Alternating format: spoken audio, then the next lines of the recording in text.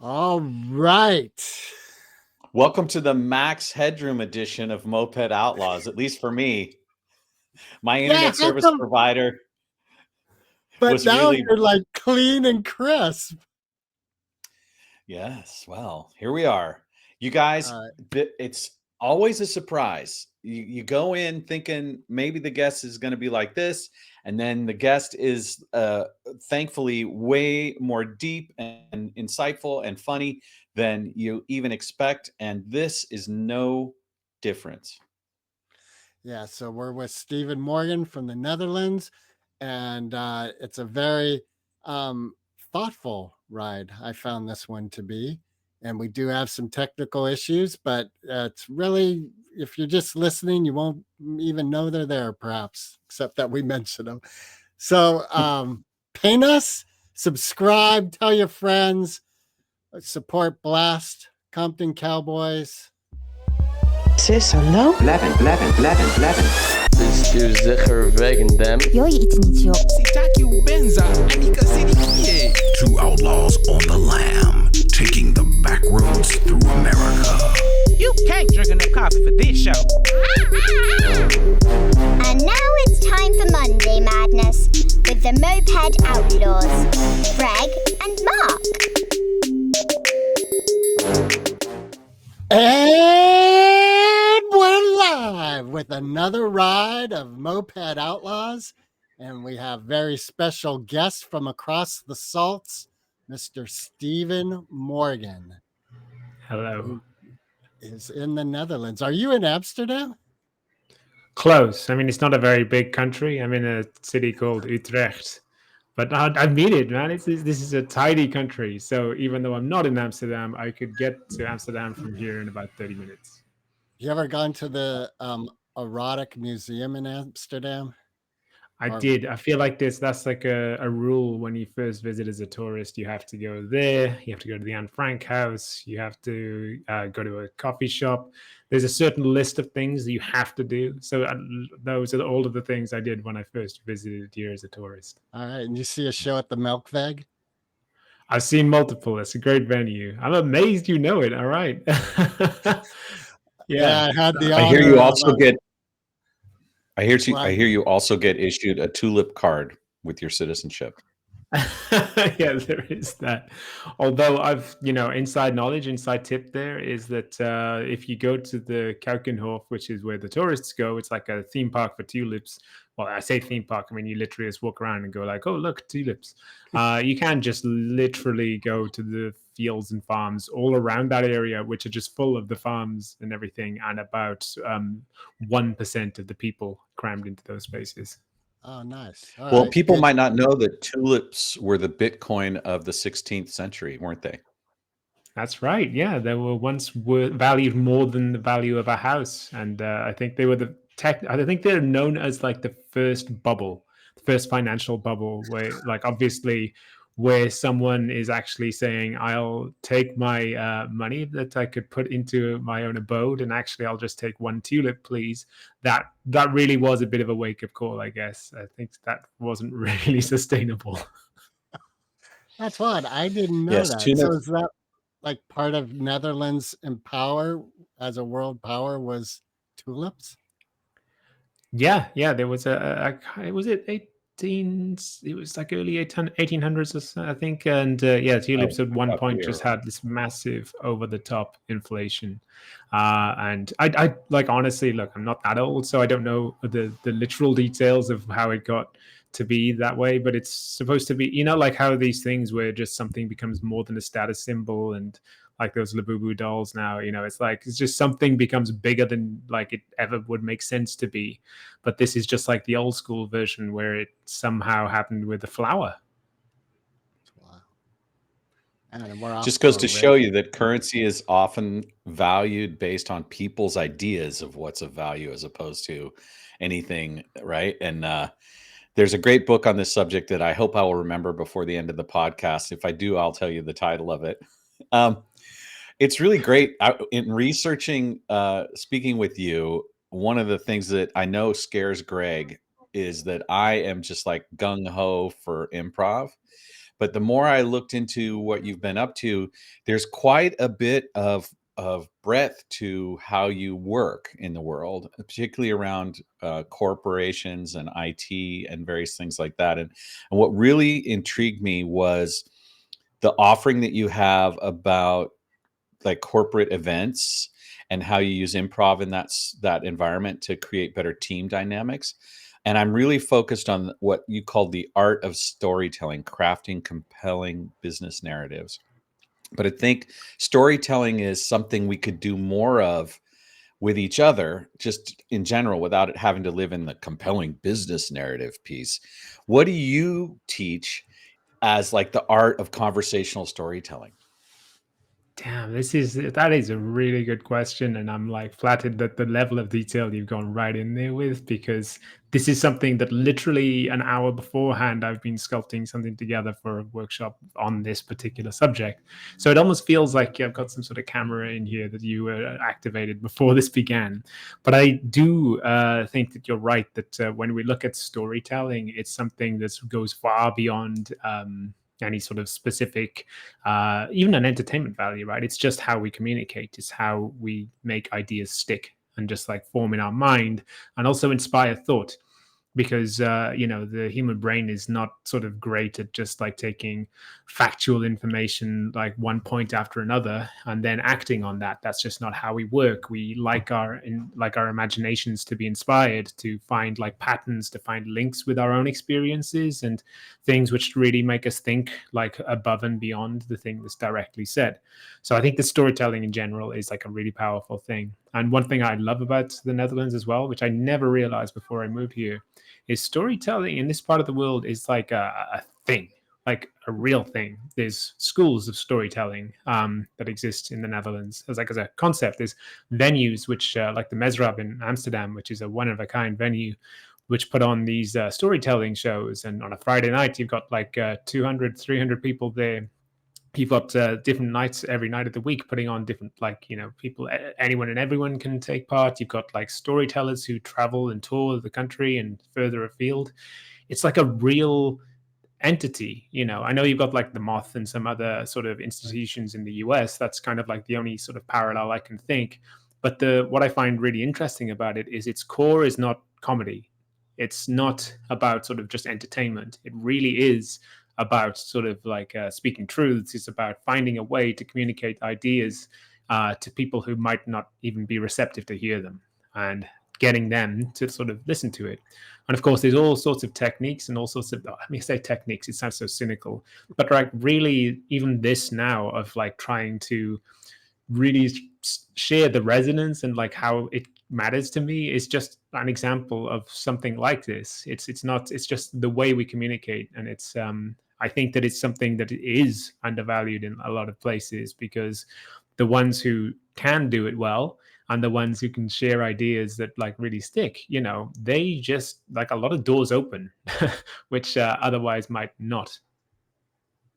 So if you take someone in one of these corporate environments or workshop environments who tends to be the wallflower, and what you want to do is enhance their capacity to actually get the skill of creating a story, what are some of the like top line sort of bullet points that you give them that are the piece that drives what storytelling is above and beyond that? Yeah, there's some of the things that we really kind of like hook into from the start are things like the hero's journey, which Pixar have kind of used in most of their movies, and a lot of animated movies of exactly how it is that the hero goes into the situation. They live their normal life, something happens, and then something else, and then something else, and then they return to the start, and they have been changed by the events that have happened.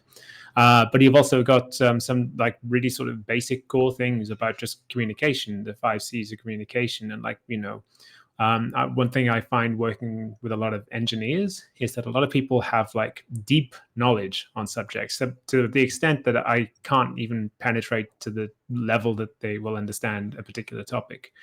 But often they are completely like modeled when it comes to sharing that topic with someone in a way that connects with them.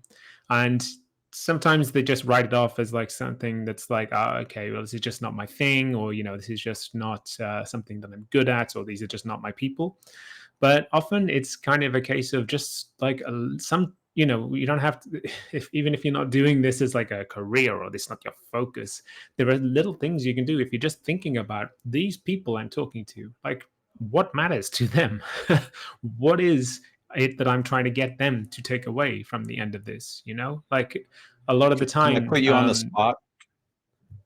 Oh, sorry, go on. What? I'm sorry, I interrupted you, but what are the Of 5 course. C's of communication?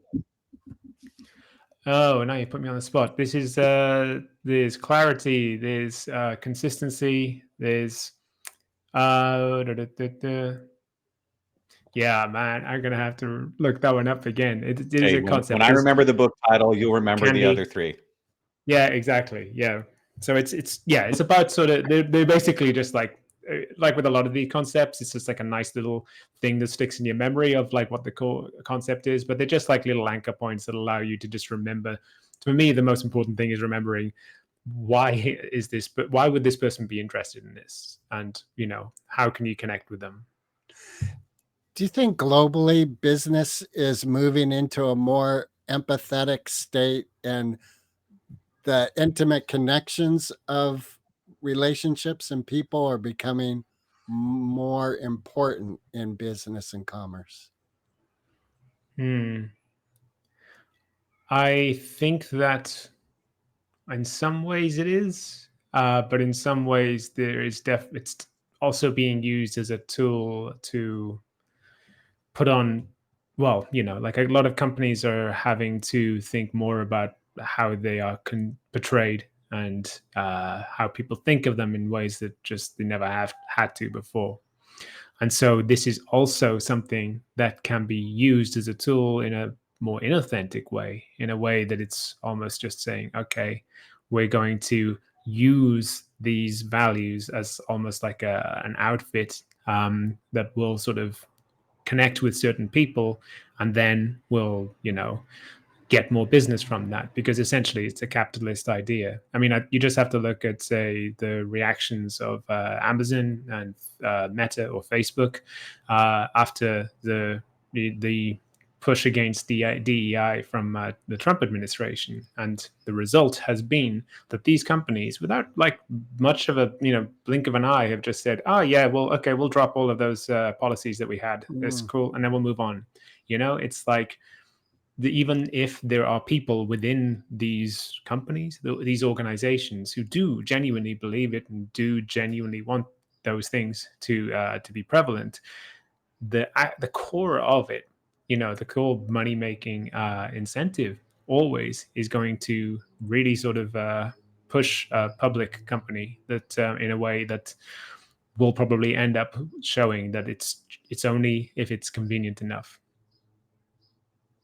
So it's just like people. There's often a thin veneer of what they want people to think of them as a way to sell them to their community, whereas underneath that their reality is much less solid, much less defined, much less authentic. Yeah, exactly. And on that, I feel as a society, when more than ever we're more filmed, we're more recorded, there's like records of every single thing that we do in like casual and non-casual ways, changes our behaviors, right? Changes how we convey ourselves. It's like people are having to think about their brand in ways that people who would probably like cringe at the idea of considering themselves a brand. I mean, yeah, I know it's a really cynical term, and I intentionally use it because that's just what it nets out as, like what you do and don't do now. It creates a message, even if all you want to do is kind of go live in a hut in the hills and just, I don't know, like build some furniture. That's your brand. Your off-grid nomad brand. Yeah, exactly. Yeah, I would have posted, but sorry guys, no signal up here. Yeah. You were talking about storytelling is very inherent in just life in the Netherlands, and that it's a means of talking about things that are hard and you just mentioned DEI and racial equity. Is Mark and I are very passionate in that realm for ourselves and being allies in that arena. Have you found in the Netherlands, is racial equity and racial relationships explosive the way it is here in the United States? It's so this is I'm gonna just think about my words here, because of course I'm also a foreigner living in the Netherlands, but I'm also in the white male native English speaking privileged position where everything I do is kind of easier in quotes. But I would say that it's different. I would say that, one of the things that I'm always conscious of is when you're not living in a place and you're kind of what you're learning about that place is, say, through social media, for example, or things that other people are talking about, you are usually getting fed the most extreme examples of everything that's going on. And I noticed this most actually as being a British person living outside of the UK, because I can't help noticing that I'm like, oh my God, things are just kind of going crazy. But then I just remember that, like, day to day, the boring stuff of just people kind of getting on with their lives, someone does something nice, this small, this sort of thing happens. You're not like immersed in that part of things anymore. You're only getting sort of the things thrown at you that are the big things. And there's something that, you need to kind of check in your brain that's kind of like, oh, wait, I know that these things are real and these things are, well, in many cases, are not good things that are happening. But this not, don't look at it like this is just that bubble. Like when I look at the US right now, from a lot of people's perspectives, it's like, holy, this is what is A happening? madhouse. Like day after day, like day in, day out, it's kind of seems absolutely crazy. But there's also like many people I know who are American who are kind of like, it is that, but just remember, it's a huge country and there's like a lot of different people who have very strong other opinions. Look at the riots in California, they were all happening in such a small space, but the media made it look like the entire state's on fire. Well, So what that's a I'm real conscious thing. what I'm wondering is, you called it out. You're a white male in a privileged system. Have you found that the storytelling of the Netherlands has been Equitable. or a tool of equity?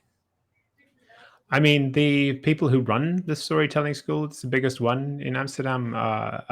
They're from the Middle East, and they built their sort of stories as refugees. They have a lot of what they do actually brings the people who need help within society and gives voices to them. And I think, like with so many things, if the people at the top, the people who really started or are in charge, kind of, they really set like the idea of what it is or isn't. And so I do think having that at, like, as the core, the people who've like founded it, who made this sort of thing happen, then means that like this whole kind of subculture has become something which, in my opinion, is really a force for positivity in that sense. And whenever I have been to their events or performed at their events and seen other people performing, it is usually I'm the, it's not just like a bunch of people who are looking like me. In fact, it's usually like I'm the one guy looking like me who is like doing the storytelling. And of course, that's just like one aspect of what's going on, and that's in the sort of performative part. But I do think that that part of things, is part of the reason why I really kind of resonate with it. It's so important for us to remember what having a sense of humor about our predicament provides as a nutrient for social lubrication, and the cultivation of joy, and the idea that behind every story is a kind of funny human foible, or like, right? And there's, in order for something to be funny, there also has to be some kind of pain point attached. That's kind of comedy theory, right? Do you agree? Yeah. So one of the Yeah, things that's yeah. happened, in the social media era, is that cancel culture has made it much more difficult for us to not be quite so serious about ourselves. Do you agree with that premise, or am I out on a limb there? I know a lot of people who think that way. And I can sympathize with why that is how someone would look at things. I think that like humor, like arts in general, reflect the world that we have. And if you look at so many sort of ways of expression industries, music industry, for example, there was an era of say the 50s till I don't know the 2000s where a lot of things were quite sort of static, changing in small ways, but with the era that we're in now, with like being so connected and online, it was quite sort of it was quite linear, and there were some sort of real serious patterns emerging. And when I look at this idea of cancel culture, or I look at like comedians who say, oh, I can't say anything anymore, I that's like a big alarm bell in my head, because I also teach stand-up comedy as well, and I encounter so many different people who will come into a course, and they've sort of their first like instinct is that it's like there's all these things that I want to say, but I can't say them in general, so I want to like get them on stage because I know they're so funny. And a lot of it comes from this kind of like wanting to be edgy, this idea that if I say something offensive, that I've kind of, found a way of kind of shocking people, and they have that laughter, as a result. So I think that there are so many other topics or subjects, and I'm still regularly cracking up and finding people who are amazing and hilarious and like look at the world in that different place, because things have changed and they've had to adapt, and they've had to find new ways to actually look and find what the funny is. They can't just say, go, oh, okay, my heroes are George Carlin, and my heroes is Eddie Murphy, and they can't just kind of like go, okay, I'm going to just do like a slightly different version of that. No, this is not what's happened. It means that you've got to really start to think, kind of what is it that I'm talking, what is my subject matters? Am I punching up, punching down? What's the perspective? How does me, the person, kind of the view on that have some sort of influence, and what people think of me saying that? I really think that if there are any examples of like this whole kind of like it's you can't be funny now, I have yet to hear them from anyone other than people who genuinely aren't that funny. Yeah, I heard Anthony Jeselnik say just what you're saying. Yeah. If someone says they can't say something, it's because they're not good. Yeah, that's the quick way of saying it. And he is great, right? He's a great example of someone who like shows that this is just an excuse. And part of what I hear you saying is, and we all know it, stand up is a craft.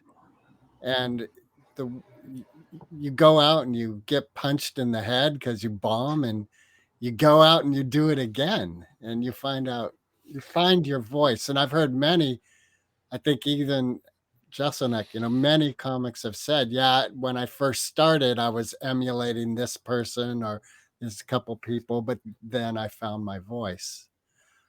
Yeah. I'm curious, this is sort of a left turn, and Mark, you could swing us back if we're not done here. But I'm wondering, what does a Welsh man doing stand-up, what are you thinking when you go, I need to move to the Netherlands? I mean, it's a little tangent, but it's just basically a lot of my life choices haven't come down from like great planning. I've got ADHD. They've come down to, oh, a thing happened. Yeah, let's do that. Why not? And frankly, the reasons that I've moved abroad have been because of relationships that I've been in. And so I was just like, oh, Australia. Yeah, I've never been there. Yeah, let's live there. Great. Let's see what it's like. That'll be fine. Oh, it'll be sunny, I hope. And that's how that kind of worked out. Now, for me, when I came back to the Netherlands, partly to be like closer to family and friends that like I had growing up, because Australia is a long way away. It was also somewhere which I kind of really enjoyed living. I feel like the standard of life here is like so good, and it's for two particular things. One is a massive cliche, and one of them maybe not so much. And one of those is the fact that this whole cycling culture, for me, is a big deal. because like just going to work, I'm out on my bike. I know sometimes it's raining, but I've got one of those like all-in-one sort of waterproof things that Dutch people have, and it just means I get outside, and I get to work my day job. Like I'm there in 5-10 minutes. It's like I used to live in London. If it was 5-10 minutes, people would not believe that it's like 45 minutes. It's like, oh, that's so close. That's the kind of attitude that people would have there. And the other thing that's just, for me is like, it's just such a laid back attitude. It's like people get things done here, but it's like there's none of this delusion that like life is just work. Even people who are very senior in organizations, sure, they might want some particular thing to happen, but they're very conscious of the fact that the public, they know that this is a job. And there are other priorities that are more important than this, and that is just prevalent in everyone I talk to. Even people where when you meet them, you would think, nah, this guy's a hard ass. No way is this guy anything other than, yeah, we got to work the weekends. But they know it's just the culture. It's just, even if in their head they want to think that, they're like, yeah, but I know what I know what people are like here. So that's how it is. Yeah, that's How it does reminded me of when I was in Amsterdam.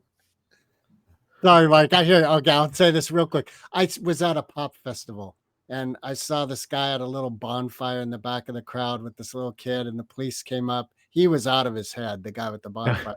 Police came up, told him you can't have a little fire, and he put it out. And then they walked away, and as they're walking away, he's yelling at them and flipping them off, and they just kept walking. I was like, wow, in the United States, you wouldn't see that. You'd see a guy get beat up, handcuffed, and thrown in the car. And it showed me that police really can be there serving the populace instead of like hammering down on it. Yeah, I mean, I know that I'm not. The Dutch police are also not perfect. Well, they're not close human. to it. But yeah, they're human. But I do think that in terms of the will, the goal is to de-escalate, and it's rare that you see that that's not the case. So even if you've got someone who's sort of shouting and maybe is not the greatest person to have standing outside your house or something, unless there's sort of like they're reading a threat of violence or something that's going to escalate further, then it's just like, well, this guy's just having a bad day. Yeah. There's so many different things I want to ask you, especially since you called out cycle culture. And, Greg and I, we have this vision of mopeds in our lives, and we haven't been able to really bring the vehicles in yet. We're working on that. But the evolution of those scooters has taken a drastic turn, and the line between moped and bicycle has really blurred in the last 5 years. And I'm wondering, like, do you secretly judge people who have batteries on their bicycles? Wow, that is actually a very hot topic in the Netherlands right now, because of this concept, which is a very divisive topic at the moment, called fat bikes. Now, electric bikes have existed for a while, of course, but there is this particular brand of these electric bikes called fat bikes, which kind of have been made to look like a regular motorcycle. They're a little cheaper than the average electric bicycle. And the reputation, which I will admit is probably backed up by numbers, is that they're mostly owned by teenagers.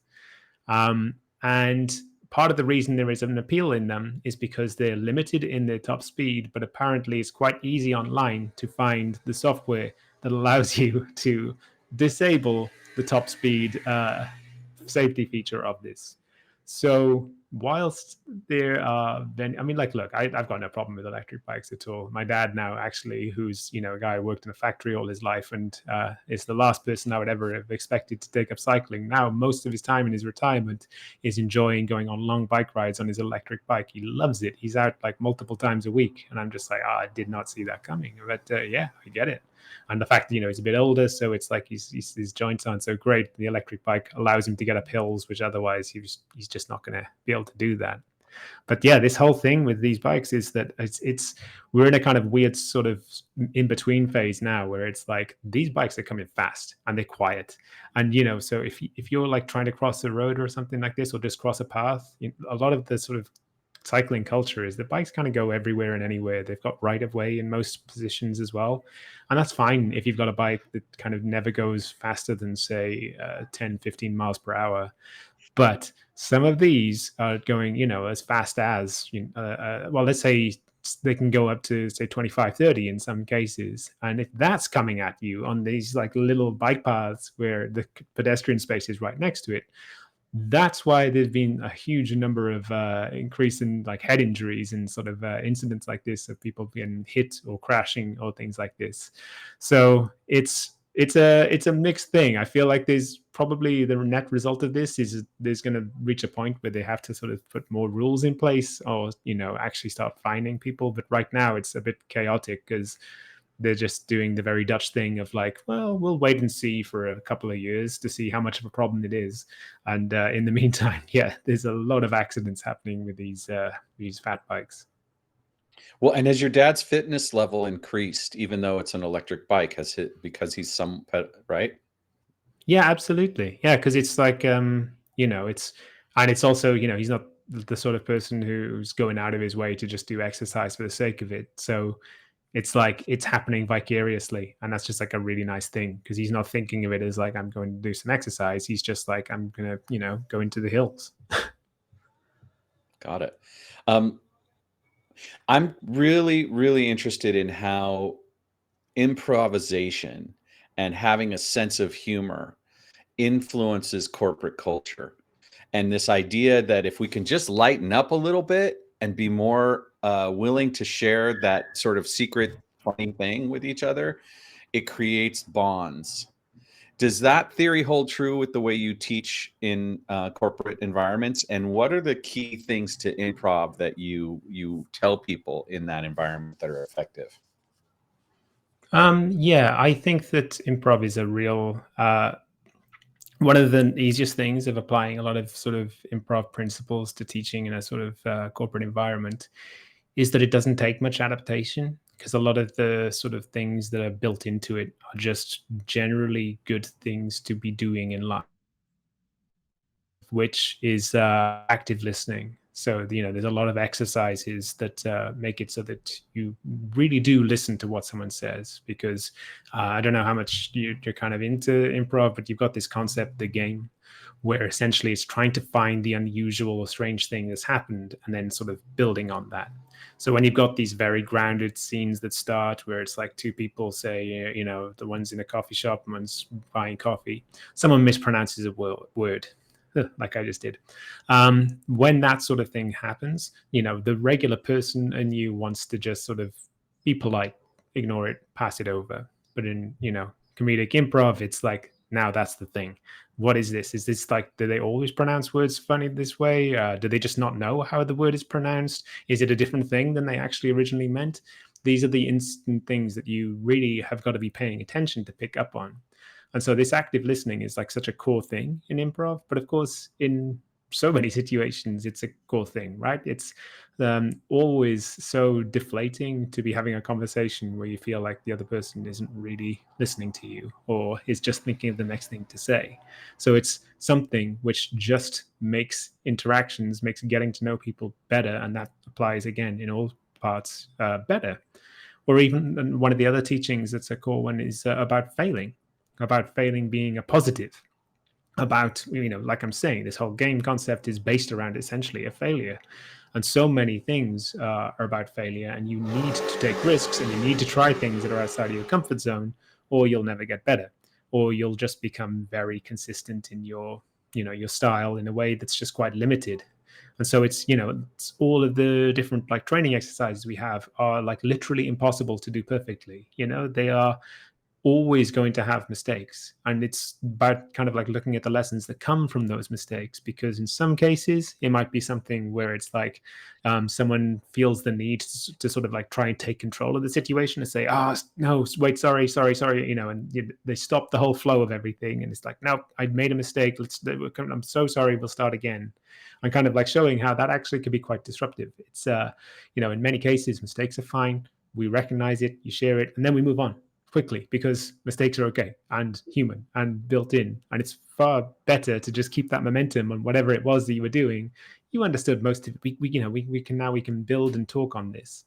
And so these are just two of the concepts which are just the basics of improv, and then very, very easily you can apply them to so many different parts in a sort of the corporate world. So I tend to find that like a lot of this is just finding ways to apply it to whatever situation I'm going into. What is it that's specifically that you have? What's unique about what you have going on? Because then I can sort of take these core things and sort of adapt it to that.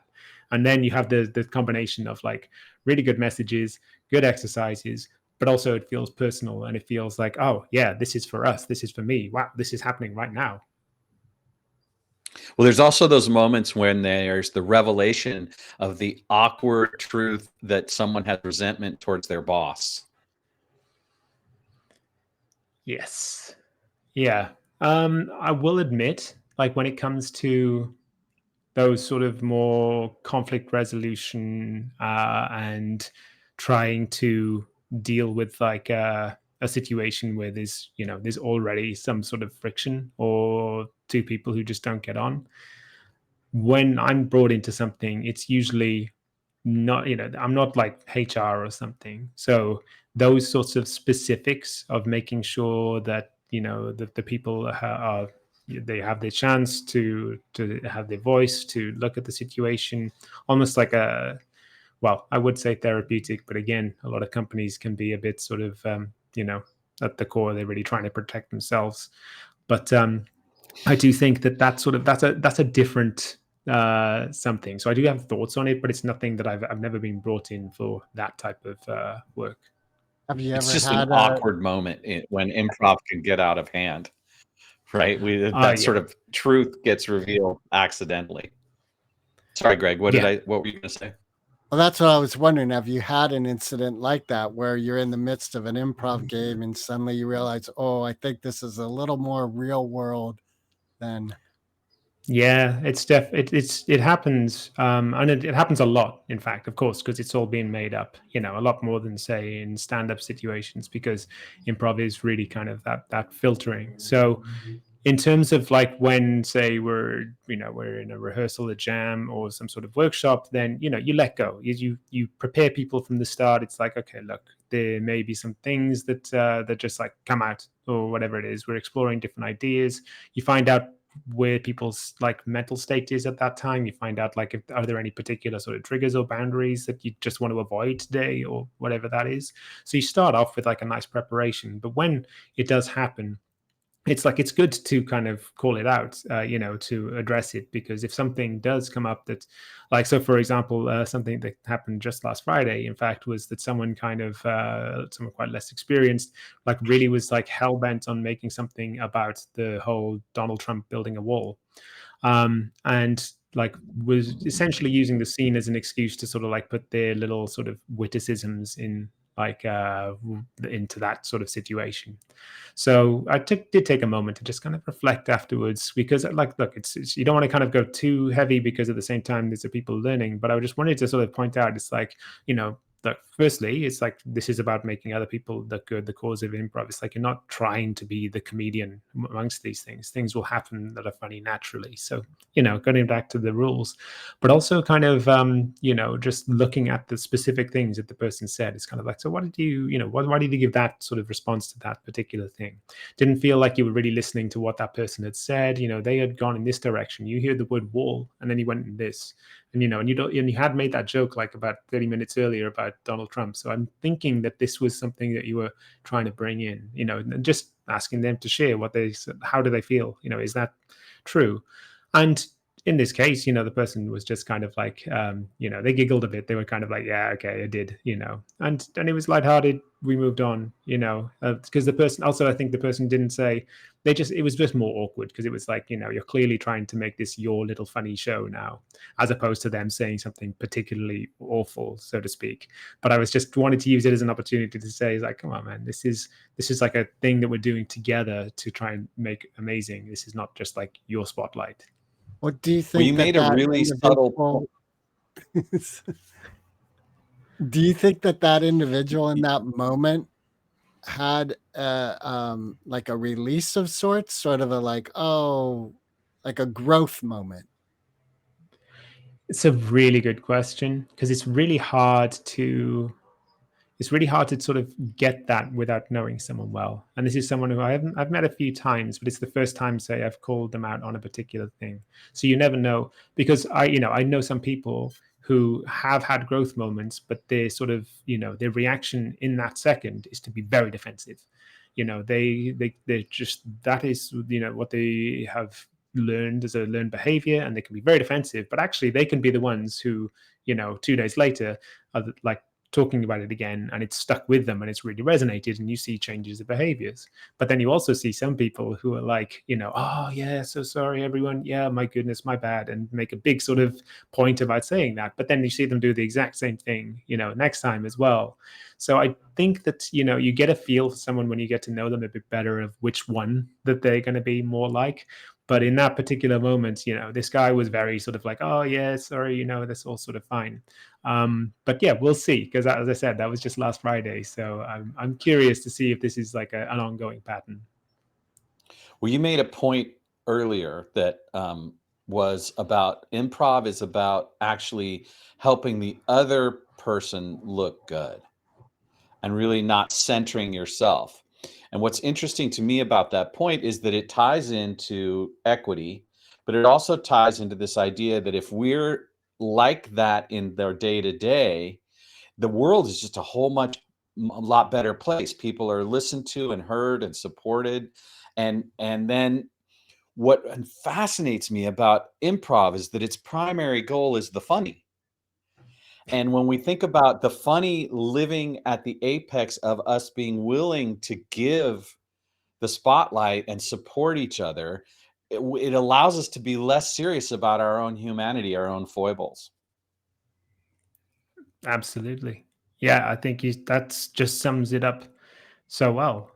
It's such a powerful thing. And also knowing that other people are thinking and behaving that way as well is also so empowering and comforting, because so many situations we can sort of have a feeling of like a lack of safety, or you don't feel like you can express yourself, be yourself. But if you're in a situation where you're like, okay, this other people around me, like the thing that they are being told is to number one priority, or one of the many number one priorities is to make me look good, to help me, to really let me get the best out of what I'm doing, then that is a really, that takes a lot of pressure off whatever it is that you're doing, knowing that that is what the other person is thinking, knowing that, if you make a mistake, that they're also going to be celebrating it. All of these little things do just make someone feel so much more empowered and comfortable with trying things that they might not even otherwise feel comfortable doing.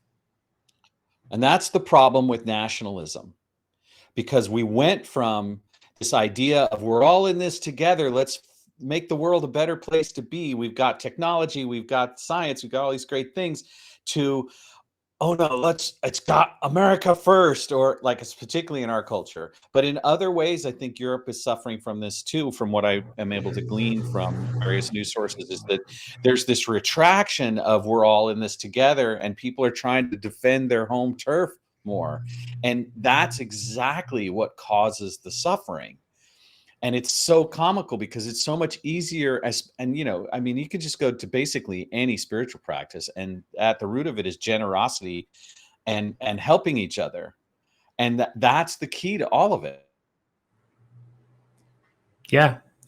I do think that this whole kind of the nationalism that's really sort of becoming more prevalent in so many different places is a real disappointing direction that things are going in. I mean, I know that like things have escalated pretty quickly in the US, but I definitely, but it also seeing, say, a powerful country like the US doing something like this, it normalizes conversations and approaches and the way of behaviors in other places too. Because even if it's somewhere else, yeah, suddenly it's like, let's, I mean, like, to be frank, like a lot of UK politics for for over a decade now has been like, let's look across to the US and see what they're doing, which is, well, it's had its results, but right now you just see the government absolutely floundering and just thinking, oh, what do we do? Because there's,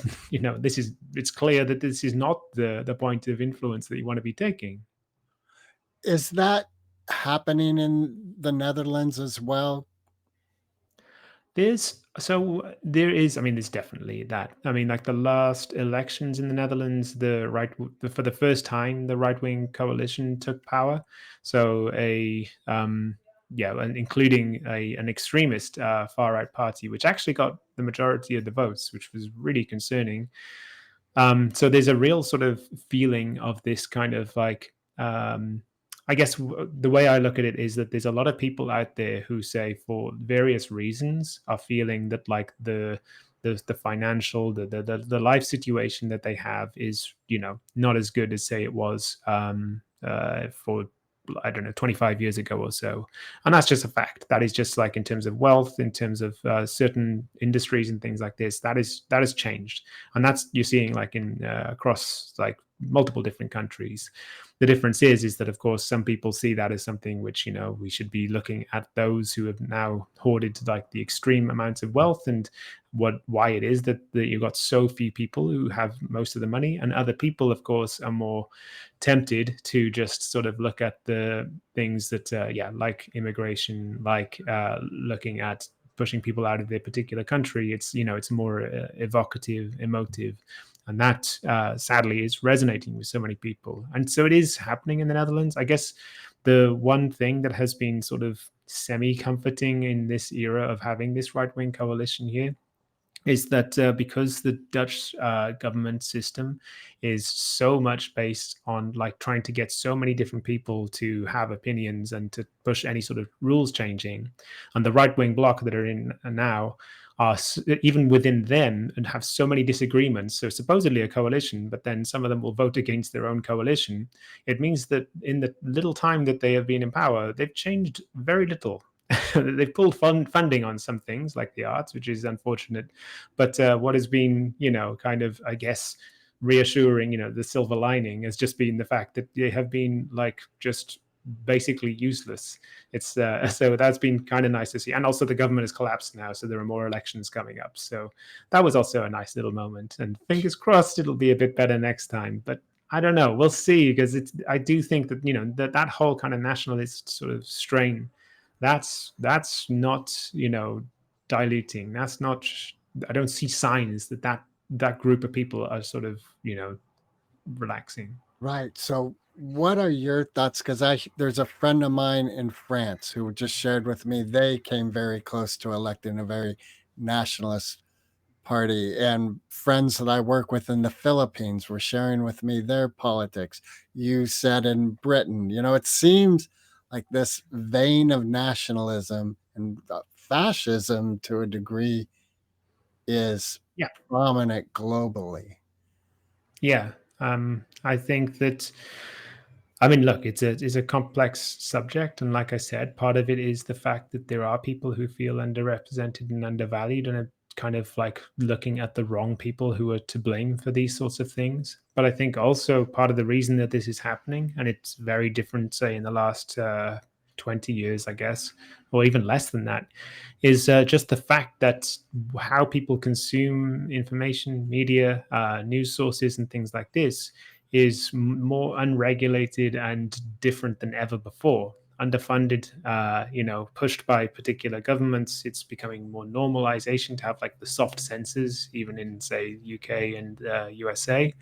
And so the result of this is that, I know like even if I'm just like trying to catch up with my parents, just talking about some world news, little things like that while we're talking, it's just so wild how our sources have changed. And I don't think either of us consider our sources being particularly radical, but because it's perhaps more different, and like it's been for a longer period of time. My mum will say things and I'm just like, really? And now it's reached a point where we don't talk about these things, and I don't think that we're that far apart, but I'm just like, where has this come from? And I just wonder, because I know that they're spending a lot of time on Facebook. Frankly, they're of that age. Do you think it's coming from a place of fear? Like, we're talking about your mom, is it fear-based? Absolutely. I mean, that's it, because a lot of all of these different things which people are like connecting with are from fear. It's like if someone's going to push 5 different things into your feed that are of interest. One of them is, I don't know, saying that about turning your lights off an hour, putting the lights on an hour later or something like this, and the effects that that has from a study that someone showed somewhere. And the next one is like footage of a fight in a prison that happened. And most people are, and are not going to be concerned with the story about the light switches, but the one that might show video footage of this fight in the prison, and then perhaps the narrative is that like, these prisons are out of control, that the crime levels are going too high, they're too full, and this is because of the people that we're allowing foreigners. Yeah, exactly. It's like the extrapolation of logic just has no boundaries in that sense. But of course, myself as well, because I'm always, I think one thing that's really important in this is to always be aware of your own ability to be duped.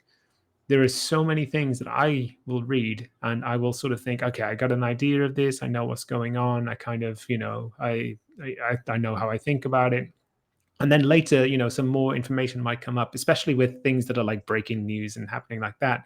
And suddenly I'm just like, oh no, like I've totally like seen this like situation like upside down. And yeah, it's like that realization of just like, okay, well, good that I've realized it, but wow, I was so convinced. I was so sure that I knew what was going on. Yeah, this is that, got it, let's move on.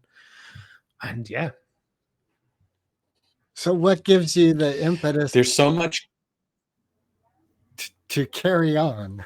So, like, there is a delay. I apologize to everyone. That's all right. But like in light of that, how do you not freeze up, knowing like, wow, this thing that I believe in, I might find tomorrow's, like you say, totally upside down? Yeah, and it's a good question, and I think that it's one where, um, like, I don't see it as there being like a quick answer to it. So I'm not going to sort of say it'll all be all right in the end, but I do think that amongst all of this, like, to be frank, again, it comes down to the privilege situation. Is that like, look, things, I'm trying to be conscious of what I do, that I'm not like making things worse for people in general, that I'm trying to be, trying to be as ethical as you can in a capitalist society, which is, of course, try to do those little things. And of course, it's deflating when you see that things are, going in a direction which is not great. But at the same time, that's I'm not saying that I agree with the ideas of accelerationists who want like society to essentially kind of collapse so that we can build something better afterwards. But I do feel like one of the, let's say, it's a strange thing to say, but one of the positives of what has happened with Trump's term for everyone outside of the US is this is like a speed runner of fascism that is playing out with some hugely negative consequences, where a big part of the US population are still thinking this is great, but everyone outside is watching and going like, oh, wasn't that the thing that other politician was saying we should be doing? Because I don't know, it doesn't seem so great how it's going there, And look, that's these are small wins in like the things that are happening, but it's something. One of the guests we had a month ago, a guy named Thomas Stocking, talked a lot about how one of the cures is literally to turn off Meta. and to take meta out of our lives, Facebook, as you referred to it. Yeah. And what I noticed about this myself when I left Facebook in January of this year was that my own cortisol and stress levels began to drop. And I began to have more time to reflect. And I realized that the life of human beings had a pace to it when when you have to weed the garden, and when you have to bicycle to work, and when you don't use AI to write something, you have to take the time to write it yourself. There's a pace that's much more in harmony with our biological rhythms, our circadian rhythms. And I think that I agree with you. It's not necessary for us to burn the house down in order to come back to ourselves, to be reminded of ourselves. And I think one of the things that humor gives us is an opportunity to be not so fearful and not so serious about what we think and believe. And so the idea of poking fun at people's beliefs isn't about punching down necessarily. It's about reminding them that being so attached to this political identity is actually the thing that's causing the suffering for you. And if you just remember that we're all team humanity, and here's my theory, and I'm kind of doing an editorial here. I'm sorry, I'd much rather ask a question, but I'm going to finish my editorial and then we'll be free of it. I love If it. I were God and I had to watch eternity of humankind, I would make it like a sitcom so that I could be entertained. It's all kind of comedic in a certain sort of way. And when we look at the drama symbols, we got the laughing face and the sad face, and they're both there for a reason. Yeah. I mean, I don't know God's sense of humor. Should she exist? I do Just look at the platypus. I mean, that guy's got a poison in him that don't mess with. But I know what you mean. I do, because like for me, I also see, like, coming back to the storytelling idea, that that when with humor you can kind of share ideas. I think that part of the reason that stand-up has seen like a real resurgence in like the last decade is because you've got so much information coming from so many different angles, so many of it that's like transparently trying to push a particular agenda, that humor can really sort of like we were saying with the storytelling, it's like it's sparking imagination. It's finding a way to sort of like really shine a light and hold a mirror up to the ridiculous and the absurd, and to show it for what it is. The funny thing is that because of the times we live in, like, I think the one thing that suffered the most is satire, because of the fact that we live now in an era where satire is essentially what happens. What was once seen as ridiculous is kind of like, oh no, that's happened now. Okay. But I do know what you mean, in the sense that, like, this is such a powerful way of just kind of like connecting with people, of like finding that way to sort of like break down the basics of like the humanities. Because often when you sort of like actually talk to someone especially if it's someone who's a loved one or a friend or something like this that you have different views on, it's like, yeah, you can find out where it is that they're coming from, and what it is that's like made them sort of have this thought, opinion, or thing that they do, and have that conversation a lot easier and a lot more sort of like caringly, than if it's just done like in a very dry, very matter-of-fact way. And yeah, humor just it just softens everything, doesn't it? Are you still an active stand-up in the Netherlands? Yes, yeah. So I mean, I these days I'm doing sort of mostly MC work, so hosting a lot of nights, bringing different acts on. Partly because like I'm just about to become a dad, so it's I've got my wife's pregnant and things are changing, and so I can just kind of do that. Well, got a bug. Thank you both. But also because it's like, yeah, say the difference, but because I got, I'm also doing a lot of improv and things like that. But when I'm doing that, I can kind of, we have like we work out what format we're doing, some people, and then it's kind of like we can put a show on. But stand up, it's kind of like it's a craft. It takes work. It takes, and it's like if you've been out of like doing your own like sets or shows for a little while, then that material which you're coming back to, it can feel really sort of like, oof, okay, who is this guy who wrote this? Am I still that guy? Does this still work with me? And it takes time. It's not easy to get back, to get that rhythm going again. Did you have to learn is it Danish that's spoken in the Netherlands? It's Dutch. Dutch. Sorry to be an Yeah. ignorant American. Did Nah, you don't have worry. to learn Dutch to do stand up in the Netherlands? I mean, I speak a bit of Dutch. Not well. I understand more than I speak, but no, I'd never dare do stand up in Dutch because I think that there's different levels of language understanding,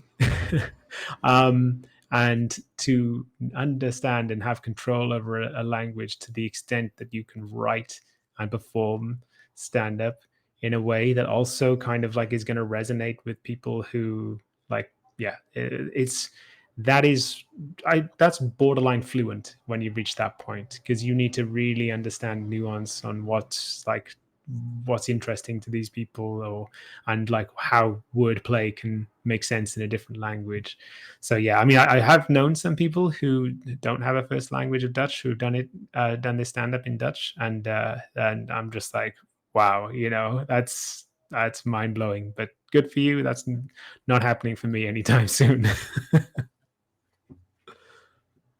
So I have a question that I want to ask as we get ready to wrap up. We have a question we ask all our guests, but before we get there, one of the things that I found on your website that seemed a little cheeky to me is this. Can you hear me? Are you hearing me okay? Yep. Yeah. Am I coming through? Give a You're thumbs good. up if you can hear. Okay. So the idea of what is this really serious? Chief of Learning at the prestigious School of Improv Easy Laughs? Or is that like a made up thing? Oh no, that was that. So like the whole chief thing is just basically who's of the core people who are part of that theater. It's like that's what everyone is called in a sort of very corporate sounding way. I think it's a little bit tongue in cheek why those terms are used. But so for a while, when I was working there, I was responsible for the course content for the stand up and improv courses. So, and also kind of like making sure that the teachers, were essentially had what they needed. We could like review, we could bring on new teachers and train people and things like that. So it was just like the learning part of things is what I was responsible for, and just kind of like trying to make that a bit more formal, consistent, and like just bring it up basically. What seems to be like the prestigious School of Improv Easy Laughs should be a course that every college student have to take.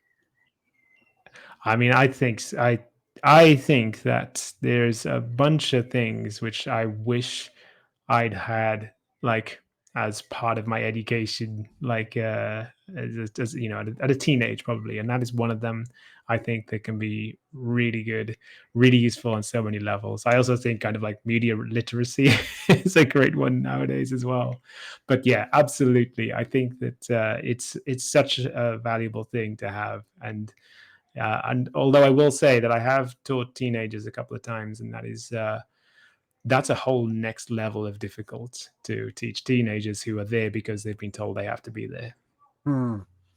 Have you ever taught kids like 8-year-olds, 7-year-olds? I haven't actually. I haven't done anything like that with kids. I can imagine actually they would be a lot more receptive. I think it would just be pure chaos, in a good way, but it would be very cute, I think.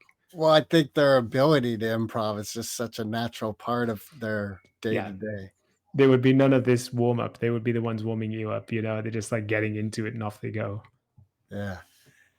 All right, Mark is coming in and out. Let's see if he has a question before we here he is. You're shaking your head. No, you don't have a question. The Great Santini Disappearing Act. It was the way you came back on cue as well. Let's see if Mark has a question. Yeah. Well, you're also an author of books. So how do people find you if they'd like to get a hold of you? Yeah, I mean, there's all me bad things, social medias. But yeah, like you said, I got a website. I've got various social media accounts. I will admit, I'm not the most active on there, but they are there of what is going on. But like especially for events, tours, anything like that, I always make sure that they're listed on my website. So anything that's upcoming, that's the best place to start. All right. Well, so we'll definitely point to your website, and I imagine that your time will be even more impacted soon with the birth of your child. So Yes, I think so. Yeah. I Thank you. So it's been a real pleasure. I thank you for your time. We do have this final question that's a tradition of Moped Outlaws. The final ride, Foo Fighters or Eminem? Um, Early day Foo Fighters, modern day Eminem. Ah, all right. All right. How come modern day Eminem? Not that I think that Eminem. I mean, like, okay, I just think that like his musical output is. I just think the Foo Fighters, like their first 2, 3 albums were great, but like, my God, they've not done anything interesting for quite some time. I like, look, they've got enough songs that I'd happily see them live and have a good time.